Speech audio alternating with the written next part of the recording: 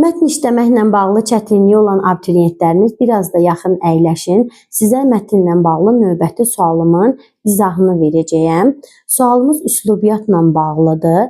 Bilirik ki, buraxılış imtahanında bizə iki üslubda, bədii, bir də publisistik üslubda mətn düşür. Mətnin açıq suallarından biri adətən belə olur. Çərçivədə kiçik bir mətn verir. Bunu həm bədii mətnə aid suallardan birində verə bilər, həm də publisistik mətndə də verə bilər. Kiçik bir mətn verir. Tutaq ki, elmi üslubda bir mətn verir çərçivə içərisində. Sualı da belə qoyur ki, əsas mətnimizlə çərçivədə verilmiş əlavə mətni Venn diaqramı əsasında müqayisəsini aparın. Biz onda fərqli xüsusiyyətlər rahatdır.